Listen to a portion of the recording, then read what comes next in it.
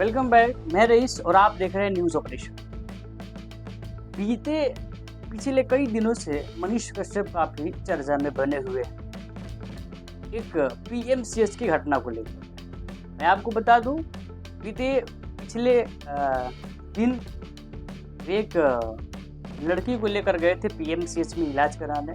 अब वहाँ पर क्या क्या हुआ, क्या क्या नहीं हुआ, बातचीत हुई, झगड़ा हुआ और उनको पीटा भी गया उनके अनुसार। और उसके बाद उनकी स्थिति काफ़ी गंभीर होने की वजह से उनका इलाज प्राइवेट हॉस्पिटल में चला और वे करीब 3-4 दिन तक उस हॉस्पिटल में भर्ती रहे हैं।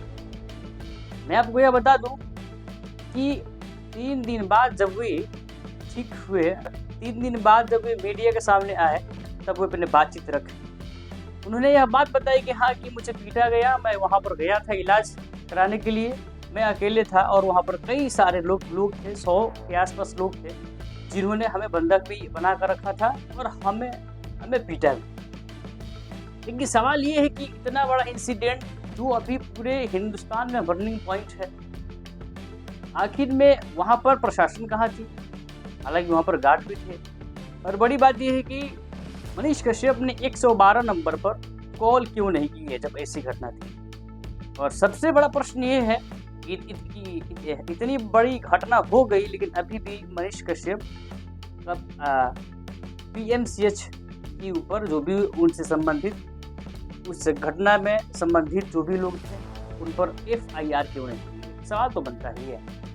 जब कुमार अभिनव ने उनसे सवाल पूछे कि हाँ, आप जब वहाँ पर गए थे, आप तो भारतीय जनता पार्टी के एक नेता हैं, तो क्या वहाँ पर भारतीय जनता पार्टी के लोग नहीं थे क्या? तो उन्होंने बोला कि शादी ब्याह का मौसम था, सभी लोग शादी विवाह में इंगेज थे। लेकिन सवाल तो होगा ही सर, क्योंकि सरकार तो आपकी है, एनडीए की सरकार।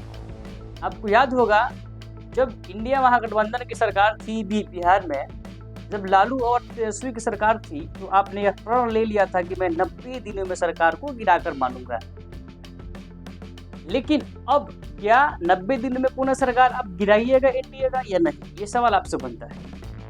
और आपने एक भी बार बिहार सरकार के ऊपर कोई टिप्पणी नहीं की, कोई कटाक्ष नहीं की। आखिर में क्या वजह है? सवाल ये भी आपसे। और सबसे बड़ी बात ये है कि वही मनीष कश्यप हैं जो लोकसभा चुनाव में भारतीय जनता पार्टी के कहने पर ये अपना राजनीतिक से पीछे कदम कर लिए। हालांकि ये भी चुनाव में लड़ने ही वाले थे, लोगों से चंदा भी कर रहे थे और लोगों को अपार आशीर्वाद मिल रहा था। लेकिन क्या वजह है कि एक सीट उन्हीं के वजह से यहाँ पर भारतीय जनता पार्टी के पश्चिमी चंपारण जिला में बनी है, लेकिन उनको सपोर्ट नहीं मिल पाया। वजह क्या है?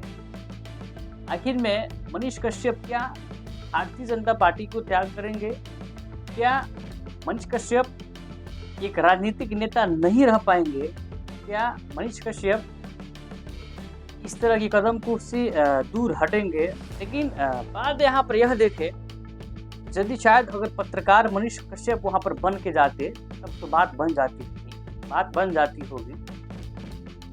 शायद हो सकता है कि लोग उनको वहाँ पर एक भारतीय जनता पार्टी के नेता समझे। प्रश्न ये भी है। दूसरी बात ये है, इनके चेहरे को देखकर आप मालूम कर लिए होंगे कितने सदमे में है और कितने दुख और तकलीफ में है।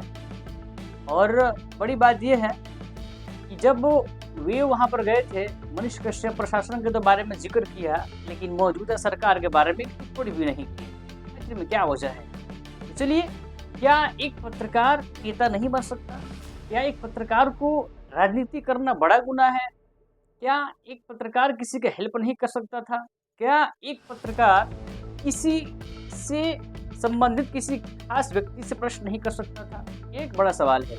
चलिए, अब तक के लिए विजिट कीजिए चैनल। फिर मिलते हैं एक नए खबर के साथ। जय हिंद, जय भारत।